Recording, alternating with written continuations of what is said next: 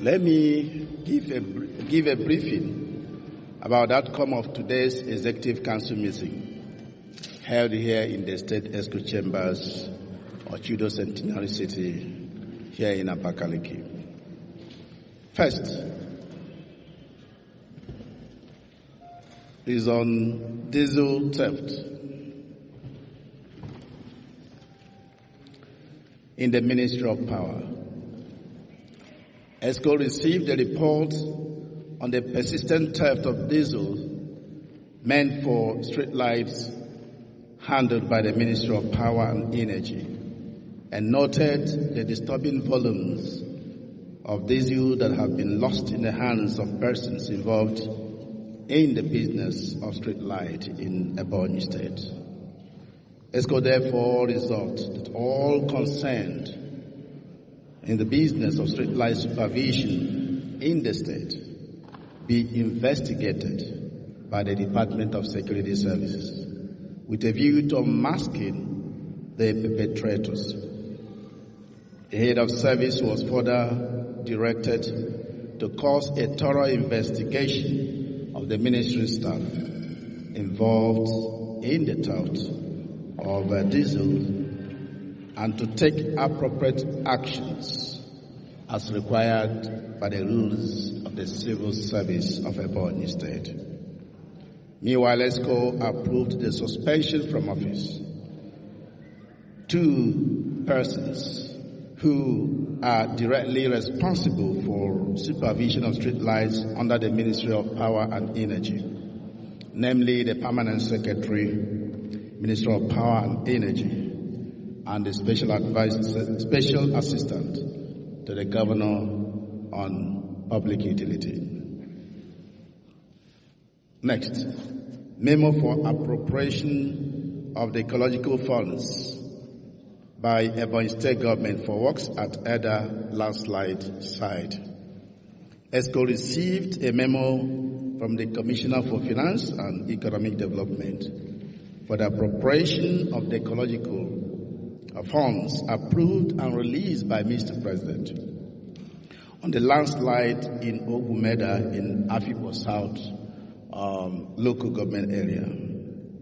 ESCO noted in appreciation that a sum of 1.5 billion approved by the federal government have been released, and ESCO therefore approved that it be invested solely for the purpose for which it was released, and that 10% of the said sum be retained for consultancy services and design fees for the entire project.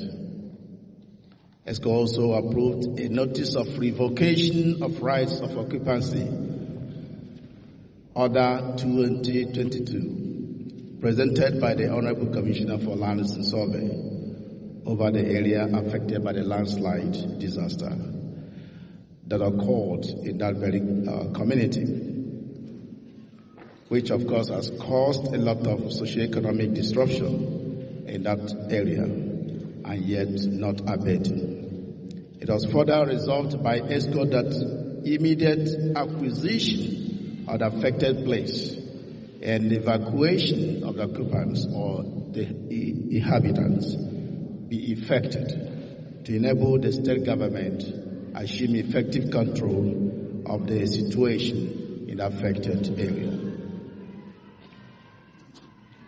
Memo on special waiver to employ 16 members State Council by Ebonyi State Civil Service Commission.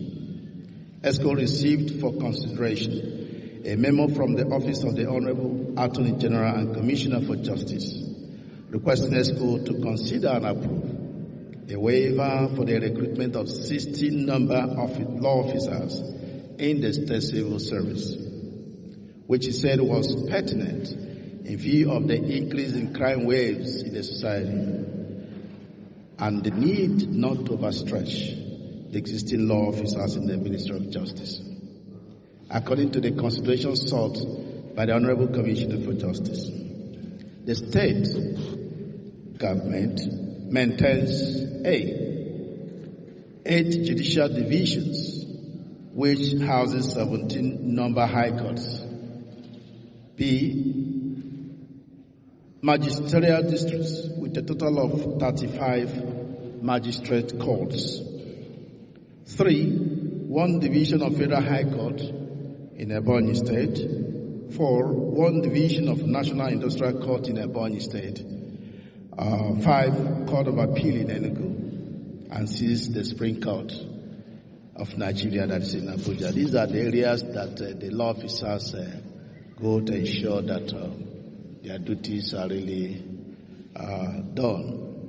ESCO therefore approved that vacancies for a total of 16 number law officers be advertised by the ministry through the State Civil Service Commission with immediate effect. The Ministry of Justice is to provide details of the requirements for application, while the Ministry of Information and State Orientation shall ensure that the advertisement be aired and or published in the necessary media platforms. 4, memo for funds for the procurement of rice and other gift items for the 2022 Christmas celebration.